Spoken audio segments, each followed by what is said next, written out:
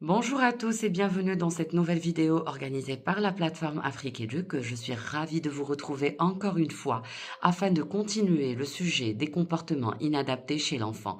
Comme on a vu précédemment, l'enfant, derrière chaque comportement inadapté, il y avait un message, il y avait une émotion que l'enfant n'arrive toujours pas à exprimer autrement. Et pour mieux comprendre l'enfant, il faut aller plus loin et plonger directement dans son cerveau.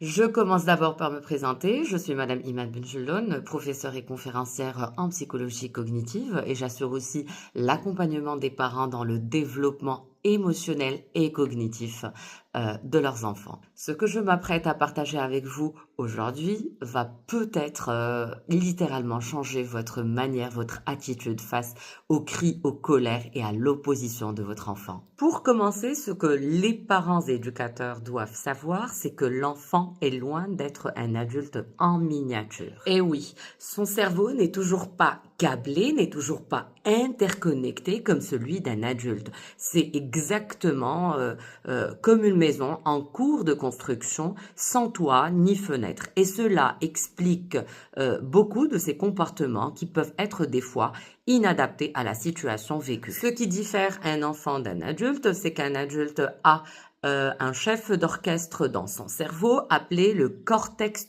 préfrontal. Les recherches en neurosciences ont prouvé que c'est cette zone qui est juste derrière le front qui nous permet d'être des adultes plus ou moins raisonnables grâce à ce qu'on appelle les fonctions exécutives, c'est-à-dire donc ces fonctions englobent la planification, l'organisation, l'inhibition, la flexibilité mentale.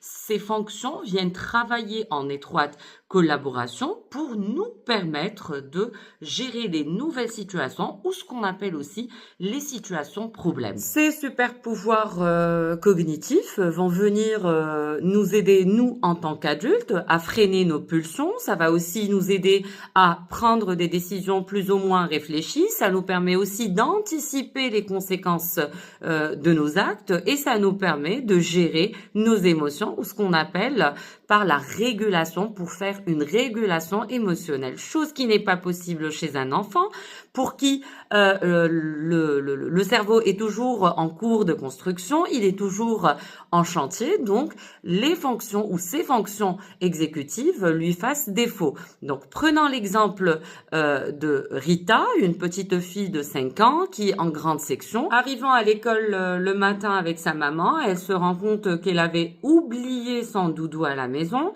Ce doudou qui représente pour elle une figurine d'attachement secondaire, c'est son rituel de sécurité. Sa maman fait tout pour la rassurer en disant calmement ma chérie, ce n'est pas grave, tu retrouveras ton doudou une fois rentrée à la maison. Mais Rita, en quelques secondes, elle ne comprend pas, elle s'effondre, elle crie, elle pleure, elle s'allonge, refuse de bouger.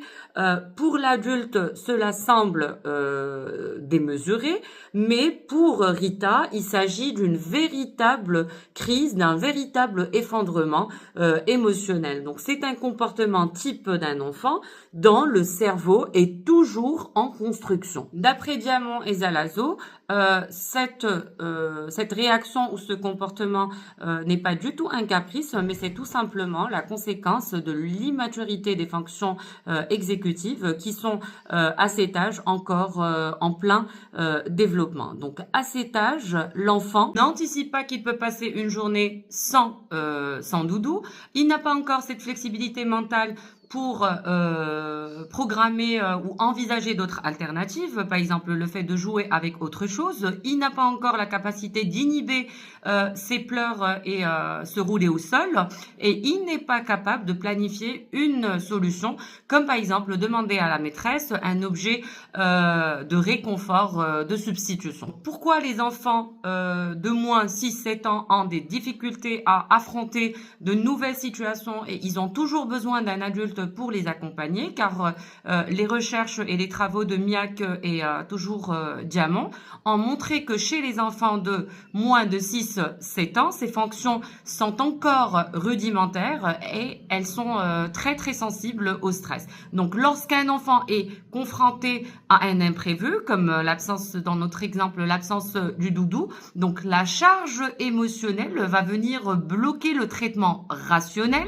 et le cerveau émotionnel, notamment l'amygdale et les circuits limbiques et paralimbiques, donc court-circuite le cortex préfrontal, ce qui rend impossible toute régulation. Et cela a été prouvé par Arnstein. Par conséquent, la crise de Rita n'est pas une crise volontaire, c'est le reflet tout simplement d'un cerveau en plein construction, confronté à une situation problème sans avoir les outils nécessaires pour la gérer. Donc notre rôle, nous, adultes, c'est de prêter tout simplement nos fonctions exécutives aux enfants en verbalisant, en proposant des alternatives et en les accompagnant pas à pas jusqu'à ce que leur cortex préfrontal atteigne la maturité qu'il faut et qu'ils puissent par eux-mêmes gérer leur situation problème sans avoir recours à un adulte. Enfin, au moment d'une tempête émotionnelle, votre enfant ne pique pas de crise pour un rien, il n'est pas en train de faire un caprice,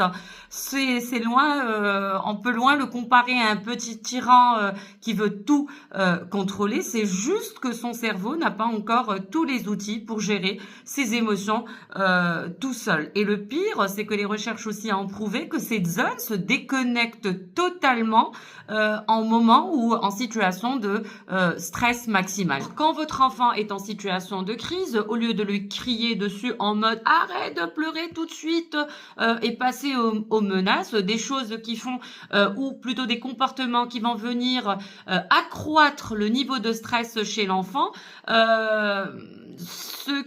donc le fait de gérer ses émotions tout seul, il n'a pas encore cette capacité, donc on va essayer autre chose. On va se mettre à son niveau et on va l'aider à valider son émotion. C'est très très important. Je vais lui dire, tu es en colère, je le vois, ça ne doit pas être facile pour toi. Donc, on va respirer ensemble. Pourquoi on passe toujours par la respiration? Premièrement, c'est pour activer ou plutôt désamorcer le système sympathique, donc qui va venir accélérer son rythme cardiaque, qui va venir aussi accélérer le rythme de sa respiration, sa transpiration aussi, et on va l'aider à activer le mode système parasympathique parce que nous, et aussi on va aussi l'aider à détourner son attention de l'objet qui a provoqué la crise vers autre chose.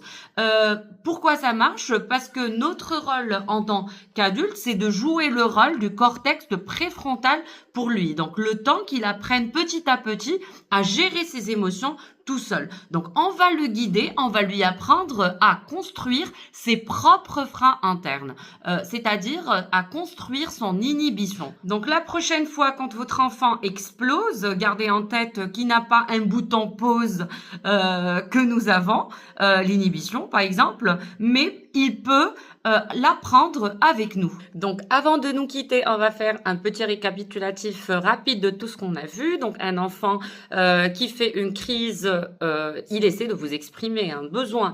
Ce n'est pas un caprice, ce n'est pas contre vous, ce n'est absolument pas pour vous embêter, mais il ne sait toujours pas comment exprimer autrement ce qu'il ressent. Aussi, la fatigue, le stress et le manque de cadre sont synonymes de comportement explosif. Un enfant qui est fatigué, affamé ou perdu dans un trop plein d'émotions ne peut pas bien réagir. Aussi, la punition n'apprend rien en régulation émotionnelle. Si on veut qu'un enfant apprenne à gérer ses émotions, il faut d'abord l'aider à les comprendre, à les verbaliser et à les exprimer autrement en lui prêtant nos capacités cognitives ou plutôt nos fonctions exécutives. Donc la prochaine fois quand vous le voyez hurler au sol dans un magasin parce qu'il veut absolument se jouer, avant de céder, avant de crier, dites-vous qu'est-ce qu'il essaie de m'exprimer? Qu'est-ce que mon enfant essaie de dire? Sur ce, je vous remercie infiniment pour votre attention et je vous dis à très bientôt.